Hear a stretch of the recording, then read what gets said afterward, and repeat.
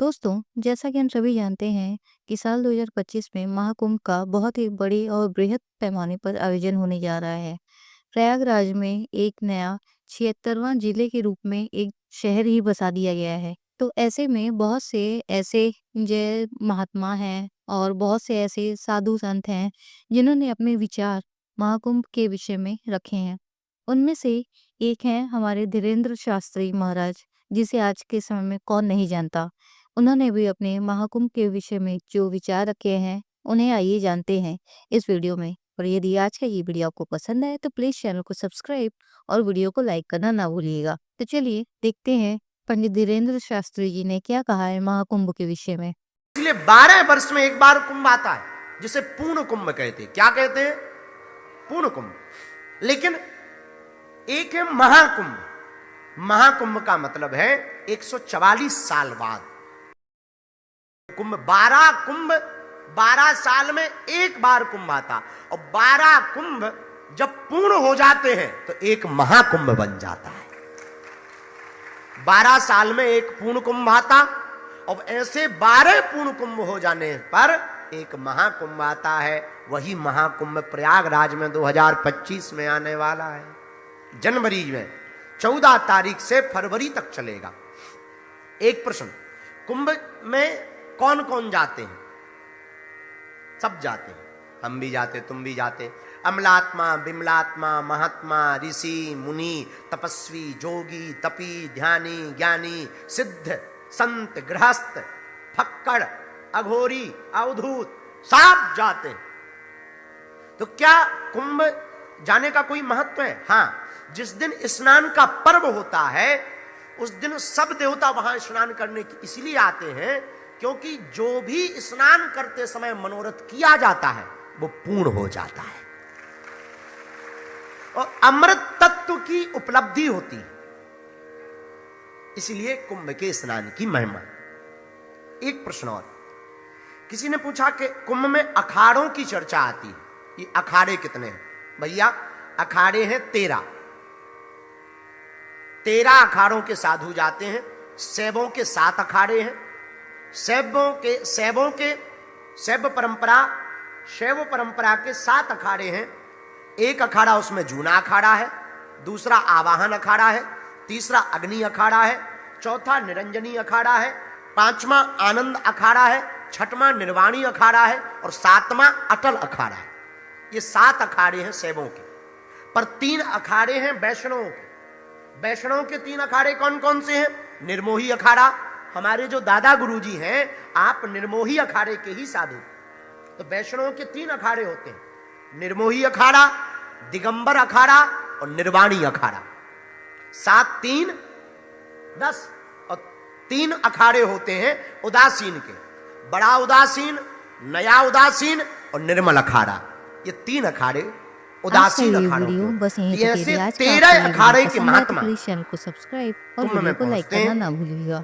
अब एक प्रश्न और किसी ने किया, नई जानकारी के साथ। प्रयागराज की महिमा इतनी क्यों है? प्रयागराज की महिमा इसलिए है क्योंकि वो तीर्थों का राजा है। पर तीर्थों का राजा किसने बनाया? श्री ठाकुर जी ने बनाया। वो तीर्थों का राजा क्यों बना? क्योंकि प्रयागराज में ही सर्वप्रथम इस पृथ्वी पर ब्रह्मा जी ने कहीं यज्ञ किया तो वो तीर्थराज प्रयागराज में ही पहला यज्ञ किया है।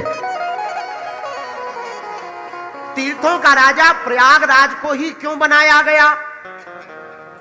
एक बार पुलस्त ऋषि ने भीष्म जी को कहा कि आप पूरे विश्व की प्रदक्षिणा करो। भीष्म जी ने पूरे विश्व की प्रदक्षिणा की और प्रदक्षिणा का विराम प्रयागराज में किया, इसलिए प्रयागराज को तीर्थों का राजा बना दिया गया। पर महाराज, तीर्थों का राजा अगर प्रयाग है तो अयोध्या और वृंदावन क्या है? भैया, अयोध्या और वृंदावन है भगवान का घर। मतलब ये सब तीर्थ हैं, यहां भगवान आते जाते रहते हैं। जैसे हम लोग हैं ना, हम जैसे पूना भी जाते हैं, नागपुर भी गए, बंबई भी जाते हैं, दिल्ली भी जाते हैं, लंदन भी गए, अभी होके आए, विदेश भी जाते हैं। पर लौट के बुद्धू कहां जाते हैं? घर पे ही जाते तुम लोग भी बढ़िया देखो, घूम रहे कथा में, देखो दांत निकाल रहे हो 3200 खीसा, बढ़िया कथा सुन रहे हो। अभी थोड़ी देर में भजन होगा तो ठुमका लगाओगे, बढ़िया पूरी खाओगे, फिर कहां जाओगे? घर जाओगे कि नहीं जाओगे? कि हमारे घर चलोगे? अरे इतना भी घूम ले, लौट करके तो घर ही जाएंगे। ऐसे ही भगवान तीर्थों में घूमते हैं पर लौट के घर जाते हैं। भगवान का कौन सा घर है? श्री धाम वृंदावन और श्री धाम अयोध्या भगवान का घर है। एक बार भगवान ने जब तीर्थराज प्रयाग को राजा बनाया तो प्रयाग ने सभी तीर्थों की बैठक ली, सबको बुलाया, सब तीर्थ बैठक में गए, मीटिंग में, लेकिन 2 स्थान नहीं गए, अयोध्या और वृंदावन। तो प्रयागराज भगवान से नाराज होके बोला, हमको जो आपने शासन दिया है, जो पद दिया अध्यक्षी का, वो गलत है। राजा हमको बना तो दिया पर हमारी कोई सुनता ही नहीं है। भगवान बोले क्या हुआ? तो प्रयागराज बोला, महाराज हम तीर्थों के राजा हैं, हमारी बात मानी जानी चाहिए कि नहीं? बोले बिल्कुल, पर हमारी बात नहीं कोई मान रहा। भगवान बोले किसने नहीं मानी? तो प्रयागराज बोला, सरकार सबने मानी पर 2 लोग उपस्थित नहीं हुए मीटिंग में। बोले कौन कौन? बोले अयोध्या और वृंदावन। भगवान बोले धत तेरे की, हमने तुझे तीर्थों का राजा बनाया है, अपने घर का थोड़ी राजा बनाया है। ये दोनों हमारे घर हैं, ये तीर्थ नहीं है, हमारे घर हैं। बोलो सीताराम, जोर से बोला। तो किसी ने पूछा कि महाकुंभ में जाना चाहिए? बिल्कुल जाना चाहिए। जो नहीं आ रहे उनको भी लेकर जाओ, ऐसा मौका मिलने वाला नहीं है। हमारी संस्कृति, हमारा सनातन, त्रिवेणी का संगम, संतों के दर्शन, भंडारे का आनंद, वह उत्सव, वह सनातन की परंपरा कितनी अद्भुत। लेकिन वहां जाना तो हाथ जोड़ के प्रार्थना है, रील बनाने मत जाना, रियल में देखने के लिए जाना है। हाँ, आजकल एक बहुत खतरनाक रोग लग गया आदमी को, रील बना रहा है, जिसे देखो रील पे है। पहले के जमाने में हमें एक सज्जन, हमारे बहुत अच्छे मित्र हैं, वे बोले भगवान ने बड़ी कृपा करी। हमने कहा क्या हुआ? वो राजा हैं। हम कहा क्या हुआ? बोले बताओ तो, जिनके डांस देखने के लिए हमारे बड़े बड़ी हवेलियां बिक गई, अब वो रील पे डायरेक्ट मिल जाती है। अब आजकल देखो तुम, खूब डांस रीलों पे चल रहे। भगवान का मंदिर होवे चाहे जहां, एकदम लगे रील, निकाला मोबाइल, बन गई रील। रील में के चक्कर में आदमी रियल का बर्बाद हो रहा है। तो प्रयागराज तो जाना, रील के चक्कर में मत जाना, रियल के चक्कर में जाना। बोलो सीताराम। भैया जब रियल के रहोगे तब हनुमान जी दया करेंगे। जय जय जय गोसाई कृपा करो गुरु। हनुमान जी महाराज गुरुदेव की तरह कृपा करते। अब कथा पर चर्चा कर लेते हैं। कल हनुमान जी का जन्मोत्सव किस किस ने मनाया? जरा हाथ उठाओ। कैसा लगा कल? आनंद आया ना? कल हनुमान जी प्रकट भये कहां? अंजना माता के यहां। अब हनुमान जी बड़े हो गए, सूर्य भगवान को ब्रेकफास्ट में हनुमान जी खा गए। किस में खा गए? ब्रेकफास्ट। भूख लगी सो खा लिया, देवताओं ने स्तुति की सो निकाल दिया। 7 देवताओं ने वरदान दिया। हमने कल वरदानों की चर्चा की, कौन से देवता ने हनुमान जी को कौन कौन सा वरदान दिया, इस पर कल हम सबने विस्तार पूर्वक चर्चा की। अब आगे की कथा सुनो। हनुमान जी और बड़े हुए, माता को चिंता हो गई कि बेटा को पढ़ाया कहां जावे। अंजनी माता ने एक दिन हनुमान जी से कहा, बेटा सबसे बढ़िया गुरु जी तो हैं सूर्य भगवान, अगर वो तुम्हें पढ़ा दे तो बहुत अच्छा रहेगा। हनुमान जी बोले उनसे तो हमारी पुरानी दोस्ती, अभी जाते पढ़ते, आज्ञा दो माता। अंजनी माता ने आशीर्वाद दिया। हनुमान जी थोड़ा चंचल थे, एक छलांग लगाई और हनुमान जी के सामने आ गए। हनुमान जी ने कहा, गुरु जी की जय हो। हनुमान जी को देखकर सूर्य भगवान ने कहा, भाई कौन हो तुम? सूर्य देव ने कहा, कौन हो तुम? हनुमान जी ने हाथ जोड़ के कहा, हमें नहीं पहचाना। सूर्य भगवान बोले, देखे देखे तो लग रहे हो। हाँ सही कहा, हम वही हैं जो बचपन में आपको खा गए थे ब्रेकफास्ट में। अच्छा अच्छा, किस लिए आए? आज फिर तो नहीं भूख लगे आई? नहीं नहीं, भूख नहीं लगी। किस लिए आए हो? महाराज आप हमको अपना शिष्य बना लो।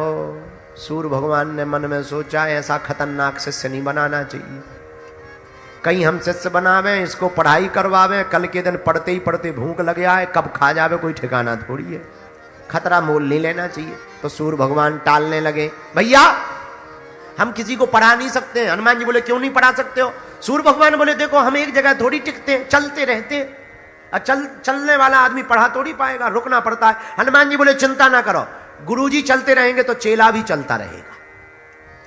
सूर्य भगवान बोले तब भी लफड़ा है। बोले क्या? बोले पढ़ाई हमेशा सामने रहना चाहिए।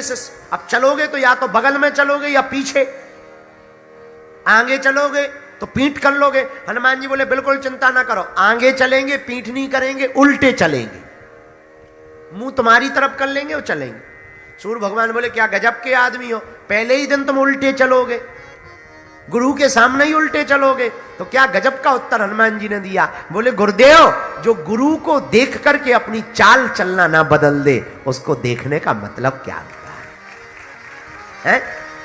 जैसी चाल चलते रहे वैसे ही चलते रहे, तो गुरु का मिलना और ना मिलना कोई काम का नहीं। गुरु को देख करके चाल बदल जाए। और क्या अद्भुत संदेश यहां पर हनुमान जी ने दिया।